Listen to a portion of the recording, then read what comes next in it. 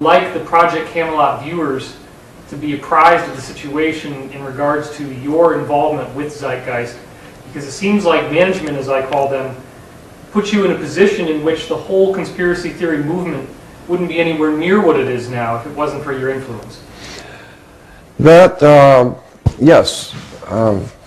Zeitgeist is a 2-hour movie made by a guy named Peter Joseph in New York. I didn't know anything about it, but Peter Joseph produced a 2-hour video, and the last that we heard, because on Zeitgeist was one of the first times Google pulled the counter off of something that's on Google Video. Usually would have a counter, how many people have seen this video. They pulled the counter, and they pulled it, I think it's somewhere up between 20, I think it was at 28 million is when they pulled it. And that was like a year and a half ago.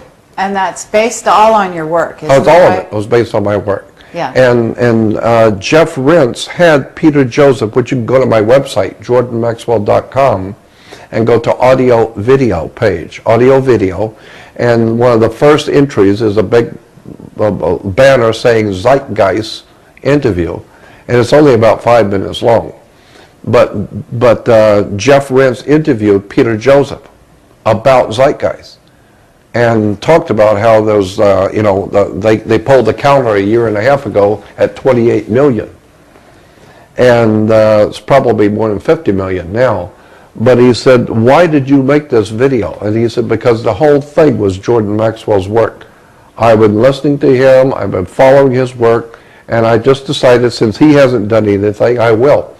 So he put all of my work together on religion, ancient theology, the Federal Reserve, banking, and 9/11 and all that nonsense, and put it all together into a 2-hour video called Zeitgeist, which I am told by people, my friends in Hollywood, and I've lived in Hollywood for 48 years, my friends have said that, if it had 28 million and they pulled it off a year ago, it's probably seen with 50 million. That's a very good showing in Hollywood. You can get 50 million people watching something that represents you. That's pretty heady stuff in Hollywood. Absolutely. I didn't do it. I didn't even know anything about it. Yeah. But since then, there have been about 6 other professionally presented videos done on me that I had no idea. People will call and tell me, there's an hour show on you in England, there's an hour show on you in France. Germany actually came over, the National German Network came over and did an hour program on me. And they had Arnold Schwarzenegger in it. And the whole thing was in German. I still have a copy of it. They sent it. And it was done in German on me. I understand. What about, now I don't know if you're willing to talk about this, but Zecharia Sitchin and you sat down and you asked him to tell you a secret based on all your time with him, the things that you had done for him, et cetera, you basically said, tell me something that I don't know. Yeah. Are you willing to talk about that? Because No. I think that is a clue that people would really benefit from knowing. Yeah, I don't think I want to talk about that. Okay. And because do you feel when that we Zecharia would not like that information? I think it was a private conversation, and when I asked him, because like I said, at one time I was in business with Zecharia. I had a contract with him, and so we were business partners, and so I felt a little bit more of a leeway to talk with Zecharia in private, and so I asked him one time some very personal questions about his work, and it was absolutely mind-blowing and staggering, the things he was telling me. And then, then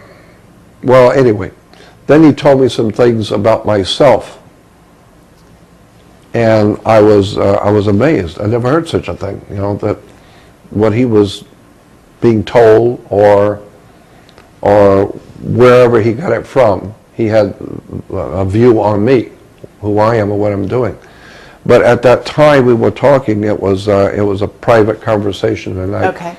I think it'd be better just left private. Okay, fine. All I would say is this: Zachariah Sitchin is a fascinating man, and a brilliant writer, and I love everything he's doing, and I love the man.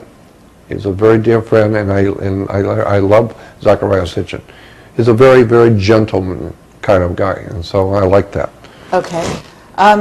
Would you classify what you've been talking about, in a sense, as a war that is going on a spiritual Yes, level no doubt for the about it. hearts and minds of humanity? Yes, absolutely. There is a spiritual war going on right now, and Hollywood's making movies about it. War of the Worlds, Steven Spielberg. I've said so many times that Steven Spielberg and George Lucas are many things, but stupid is not one of them. Steven Spielberg is trying to tell you something. In one of his interviews a few years back, I remember he said that he does not, Steven Spielberg said, I don't make movies to entertain necessarily. I make movies to comment on important issues of the day.